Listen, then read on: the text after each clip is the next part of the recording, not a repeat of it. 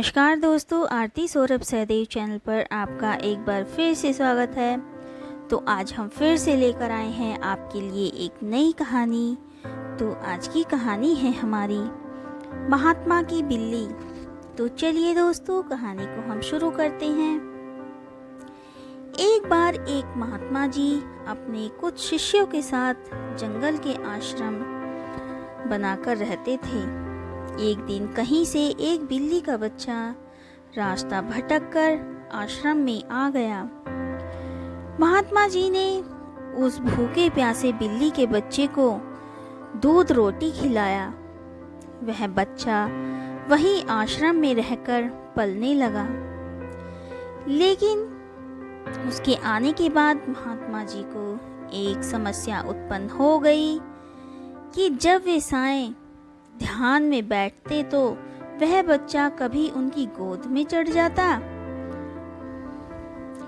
कभी कंधे या सिर पर बैठ जाता। तो महात्मा जी ने अपने एक शिष्य को बुलाकर कहा, देखो, जब साएं ध्यान पर बैठूं मैं, उससे पूर्व तुम इस बच्चे को दूर कर एक पेड़ से बांध कर आ जाया करो। अब तो यह नियम हो गया। महात्मा जी के ध्यान पर बैठने से पूर्व वह बिल्ली का बच्चा पेड़ से बांधे जाना लगा। एक दिन महात्मा जी की मृत्यु हो गई तो उनका एक प्रिय काबिल शिष्य उनकी गद्दी पर बैठा। वह भी जब ध्यान पर बैठता तो उससे पूर्व बिल्ली का बच्चा पेड़ पर बांधा जाता। फिर एक दिन तो अनर्थ हो गया। बहुत बड़ी समस्या आ खड़ी हुई कि बिल्ली ही खत्म हो गई।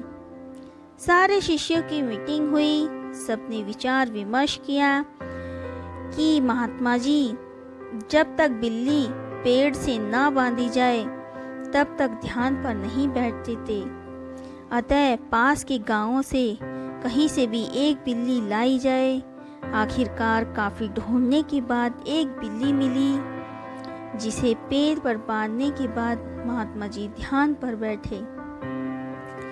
विश्वास माने उसके बाद जाने कितनी बिल्लियां मर चुकी और ना जाने कितने महात्मा जी मर चुके।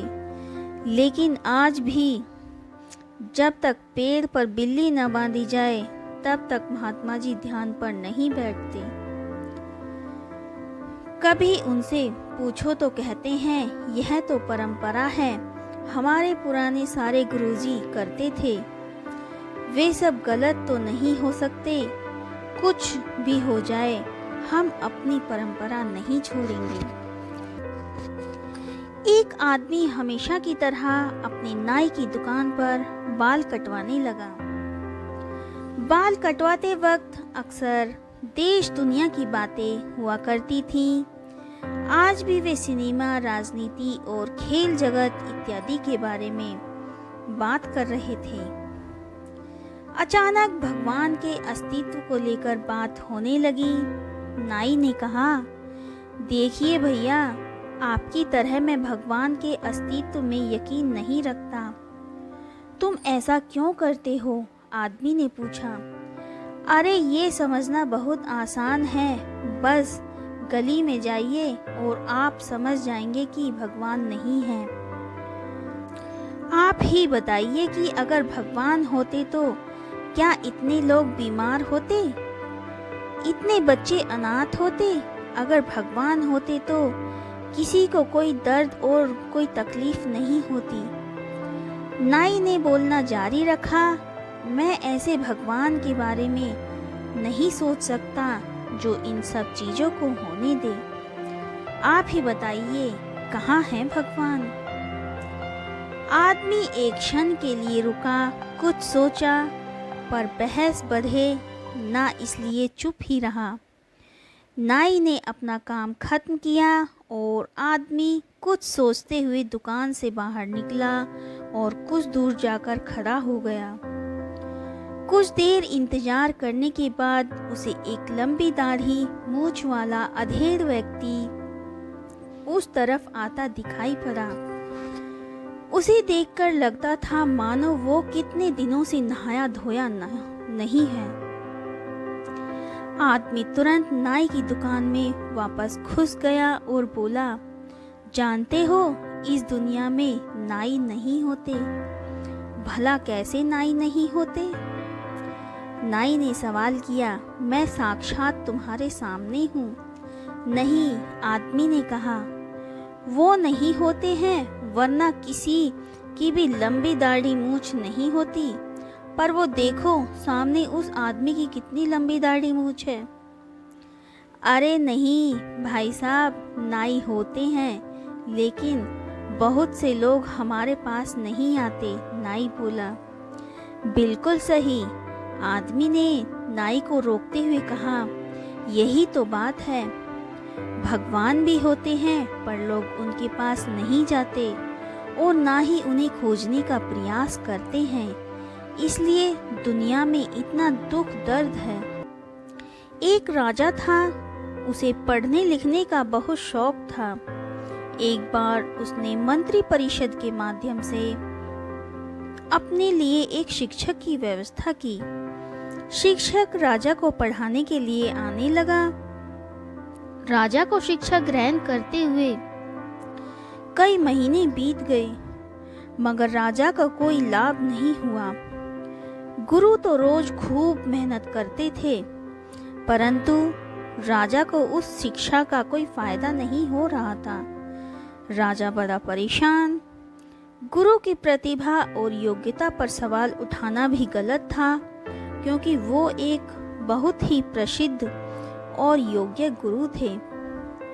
आखिर में एक दिन रानी ने राजा को सलाह दी कि राजन, आप इस सवाल का जवाब गुरुजी से ही पूछ कर देखिए। राजा ने एक दिन हिम्मत करके गुरुजी के सामने अपनी जिज्ञासा रखी।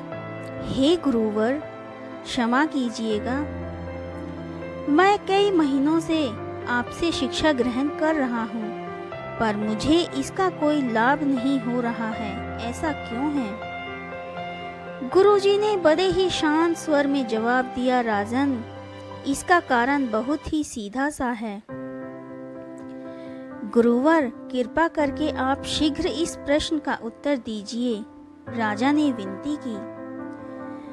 गुरुजी ने कहा, राजन, बात बहुत छोटी है, परंतु आप अपने बड़े होने के अहंकार के कारण इसे समझ नहीं पा रहे हैं और परेशान और दुखी हैं। माना कि आप एक बहुत बड़े राजा हैं, आप हर दृष्टि से मुझसे पद और प्रतिष्ठा में बड़े हैं, परंतु यहाँ पर आपका और मेरा रिश्ता एक गुरु और शिष्य का है।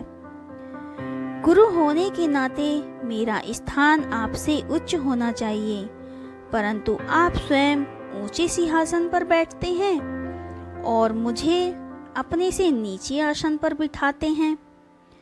बस यही एक कारण है जिससे आपको न तो शिक्षा प्राप्त हो रही है और न ही कोई ज्ञान मिल रहा है। आपके राजा होने के कारण मैं आपसे यह बात नहीं कह पा रहा था। कल से अगर आप मुझे ऊंचे आसन पर बैठाएं और स्वयं नीचे बैठें, तो कोई कारण नहीं कि आप शिक्षा प्राप्त ना कर पाएं। राजन की समझ में सारी बात आ गई और उसने तुरंत अपनी गलती को स्वीकारा और गुरु से उच्च शिक्षा प्राप्त की। अकबर बीरबल की अक्लमंदी की परीक्षा लेने के उद्देश्य से उसे विचित्र कार्य सौंपा करते थे। ऐसा कर उन्हें अति आनंद की प्राप्ति होती थी। एक दिन दरबार में राजकीय कार्यवाही के मध्य अचानक अकबर बीरबल से बोले, बीरबल, इस राज्य के 4 सबसे बड़े मूर्ख को हमारे सामने हाजिर करो। हम तुम्हें 1 महीने का समय देते हैं, परंतु इस काम में तुरंत लग जाओ। 1 माह पूर्ण होने के उपरांत वह 2 व्यक्तियों के साथ आकर अकबर के समक्ष उपस्थित हुआ। अकबर की दृष्टि जब 2 व्यक्तियों पर पड़ी तो वे बिफर गए। बीरबल ने, ये क्या तुम तो 2 ही मूर्खों को लेकर आए हो। हमने 1 महीने का वक्त दिया था तुम्हें 4 मूर्ख लाने के लिए। हुजूर, मेरी गुजारिश है कि अपना गुस्सा शांत रखिए और मेरी पूरी बात सुने, बगैर किसी नतीजे पर मत पहुंचिए। बीरबल अकबर का गुस्सा शांत करते हुए बोला। बीरबल की बात सुन अकबर का गुस्सा कुछ ठंडा हुआ। जहां पना, ये रहा पहला मूर्ख। इसकी मूर्खता का वर्णन सुनेंगे तो आप भी सोचेंगे कि ऐसे लोग भी होते हैं इस दुनिया में। पहले व्यक्ति को आगे कर बीरबल बोला, बताओ ऐसी क्या मूर्खता कर रहा था ये? अकबर ने पूछा। हुजूर, मैंने इस व्यक्ति से बैलगाड़ी पर बैठकर कहीं जाते हुए देखा।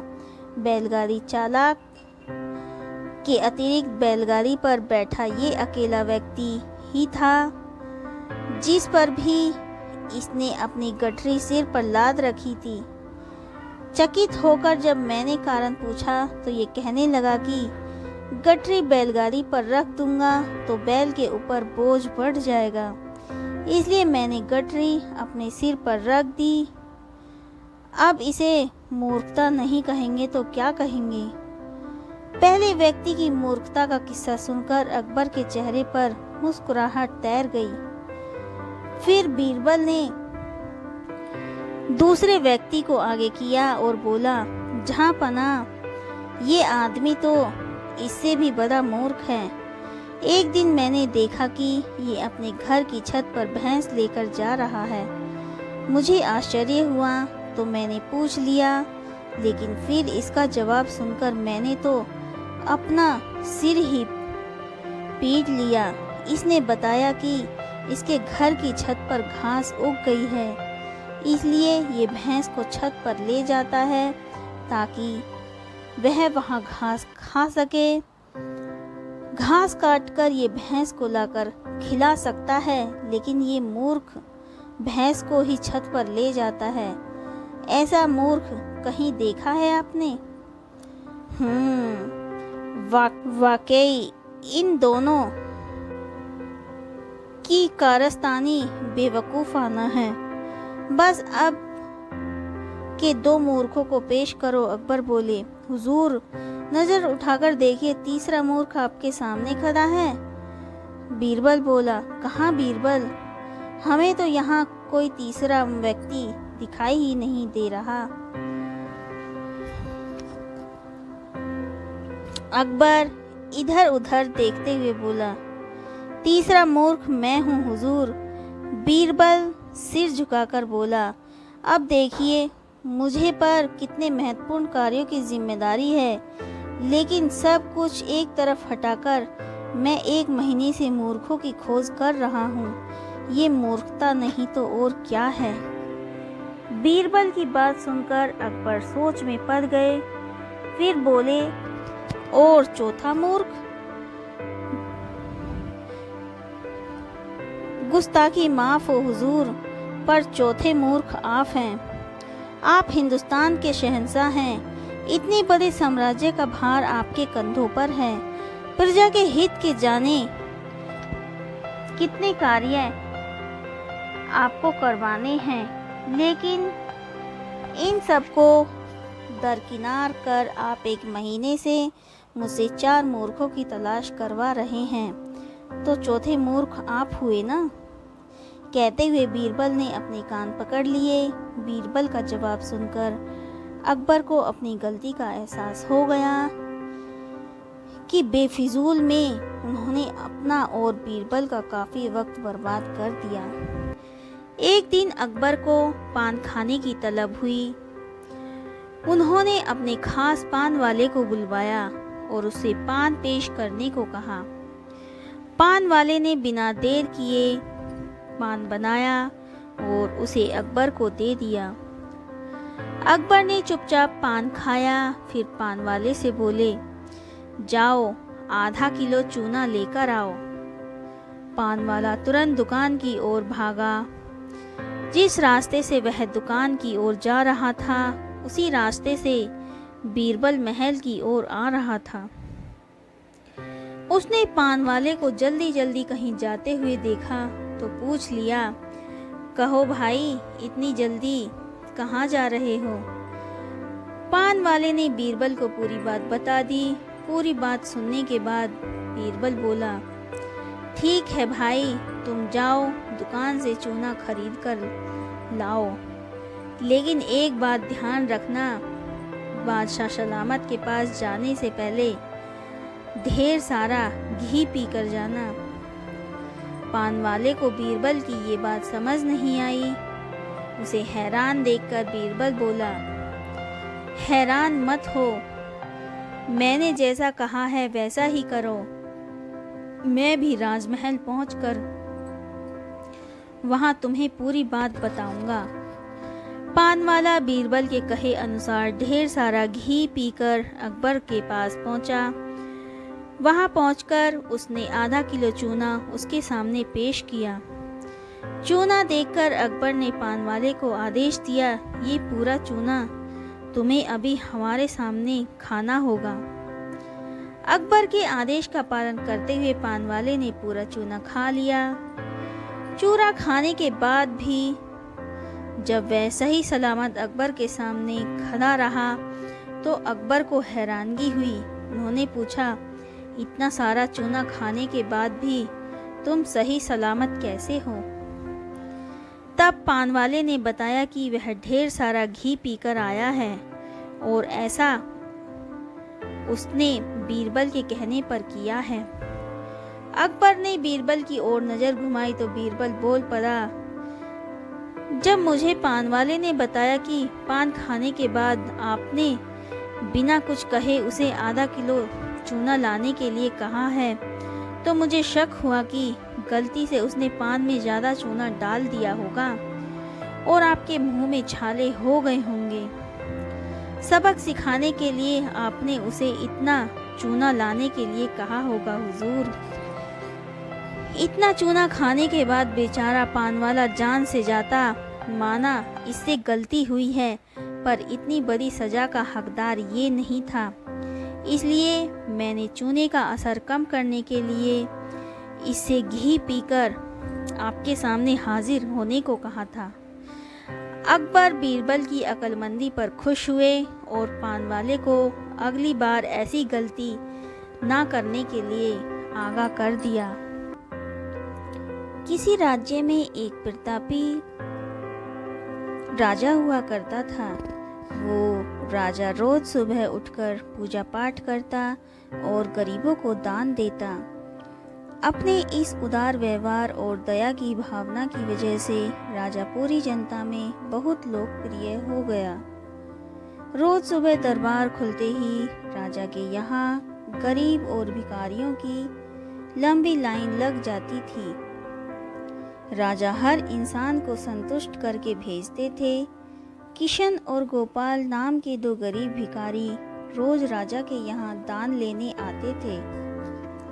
किशन और गोपाल, राजा जब किशन को दान देता तो किशन राजा की बहुत वाहवाही करता और राजा को दुआएं देता।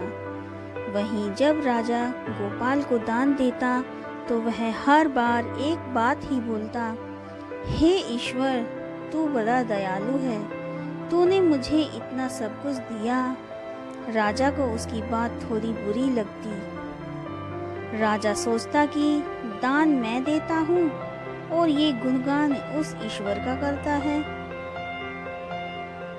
एक दिन राजकुमारी का जन्मदिन था। उस दिन राजा ने दिल खोल कर दान दिया। जब किशन और गोपाल का नंबर आया तो राजा ने पहले किशन को दान दिया और किशन राजा के गुणगान करने लगा। लेकिन राजा ने जैसे ही गोपाल को दान दिया, वो हाथ ऊपर उठा के बोला, हे ईश्वर, तू ही अन्नदाता है। आज तूने मुझे इतना दिया, इसके लिए प्रभु तुझे धन्यवाद देता हूँ। राजा को यह सुनकर बड़ा गुस्सा आया। उसने कहा कि गोपाल, मैं रोज तुम्हें दान देता हूँ, फिर तुम मेरे बजाय ईश्वर का गुणगान क्यों करते हो? गोपाल बोला, राजन, देने वाला तो ऊपर बैठा है, वही सबका अन्नदाता है, आपका भी और मेरा भी। यह कहकर गोपाल वहां से चला गया। अब राजा ने गोपाल को सबक सिखाने की सोची। अगले दिन जब किशन और गोपाल का नंबर आया तो राजा ने किशन को दान दिया और कहा, किशन, मुझे गोपाल से कुछ बात करनी है, इसलिए तुम जाओ और गोपाल को यहीं छोड़ जाओ। और हाँ, तुम अपने पुराने रास्ते से मत जाना।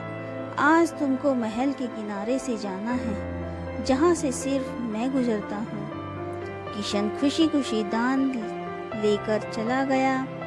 राजमहल के किनारे का रास्ता बड़ा ही शानदार और खूबसूरत था। संयोग से राजा ने उस रास्ते में एक चांदी के सिक्के से भरा घड़ा रखवा दिया। लेकिन किशन आज अपनी मस्ती में मस्त था। वो सोच रहा था कि राजा की मुझ पर बड़ी कृपा हुई, जो मुझको अपने राजमहल के रास्ते से गुजारा। यहाँ से तो मैं अगर आंख बंद करके भी चलूं तो भी कोई परेशानी नहीं होगी। यही सोचकर किशन आंखें बंद करके रास्ते से गुजर रहा था, लेकिन उसकी नज़र चांदी के सिक्कों से भरे घड़े पर नहीं पड़ी। थोड़ी देर बाद राजा ने गोपाल से कहा कि अब तुम जाओ, क्योंकि किशन अब जा चुका होगा, लेकिन तुमको भी उसी रास्ते से जाना है जिसको किशन गया है। गोपाल धीमे कदमों से ईश्वर का धन्यवाद करते हुए आगे बढ़ चला। अभी थोड़ी दूर ही गया होगा कि उसकी नज़र चांदी के सिक्कों के घड़ों पर पड़ी। गोपाल घड़ा पाकर बहुत खुश हुआ। उसने कहा, ईश्वर, मेरी तुझ पर बड़ी कृपा है। तूने मुझे इतना धन दिया। और वो घड़ा लेकर घर चला गया। अगले दिन फिर से जब गोपाल और किशन का नंबर आया तो राजा को लगा कि किशन घड़ा ले जा चुका होगा। इसलिए उसने किशन से पूछा, क्यों किशन, कल का रास्ता कैसा रहा? राह में कुछ मिला या नहीं? किशन ने कहा, महाराज, रास्ता इतना सुंदर था कि मैं तो आंखें बंद करके घर चला गया, लेकिन कुछ मिला तो नहीं। फिर राजा ने गोपाल से पूछा तो उसने बताया कि राजा, कल मुझे चांदी के सिक्कों से भरा घड़ा मिला है। ईश्वर ने मुझ पे बड़ी कृपा की। राजा किशन से बड़ा गुस्सा हुआ। उसने कहा कि आज मैं तुझे धन नहीं दूंगा, बल्कि एक तरबूज दूंगा। किशन बेचारा परेशान तो था, लेकिन कहता भी तो क्या। चुपचाप तरबूज लेकर चल पड़ा। उधर राजा ने तरबूज को रोजाना की तरह कुछ दान में दिया। किशन ने सोचा कि इस तरबूज में क्या करूंगा, और यही सोचकर वो अपना तरबूज एक फल वाले को बेच गया। अब जब गोपाल रास्ते से गुजरा, उसने सोचा कि घर कुछ खाने को तो नहीं है, क्यों ना बच्चों के लिए एक तरबूज ले लिया जाए। तो गोपाल फल बेचने वाले से वही तरबूज खरीद लाया जिसे किशन ने बेच दिया था। अब जैसे ही घर आकर गोपाल उस तरबूज को काटा तो देखा उसके अंदर सोने के सिक्के भरे हुए थे। गोपाल ये देखकर बड़ा प्रसन्न हुआ और ईश्वर का धन्यवाद देते हुए बोला, हे ईश्वर, आज तूने मेरी गरीबी दूर कर दी। तू बड़ा दयालु है, सबका अन्नदाता है। अगले दिन जब राजा दान दे रहा था तो उसने देखा कि केवल अकेला किशन ही आया है, गोपाल नहीं आया। उसने किशन से पूछा तो किशन ने बताया कि कल भगवान की कृपा से गोपाल को एक तरबूज मिला जिसके अंदर सोने के सिक्के भरे हुए थे। वह गोपाल तो अब संपन्न इंसान हो चुका है। किशन की बात सुनकर राजा ने भी अपने हाथ आसमान की ओर उठाए और बोला, हे ईश्वर, वाकई तू ही अन्नदाता है। मैं तो मात्र एक जरिया हूँ, तू ही सबका पालनहार है। राजा को अब सारी बात समझ आ चुकी थी। तो दोस्तों, आज की कहानी हमारी यहीं पर समाप्त होती है। आज की कहानी आपको हमारी कैसी लगी? हमें कमेंट करके ज़रूर बताएं। अगर आपको हमारी कहानी पसंद आई हो तो उसे ज़्यादा से ज़्यादा लाइक और शेयर करें और हमारे चैनल को सब्सक्राइब करना ना भूलें। धन्यवाद।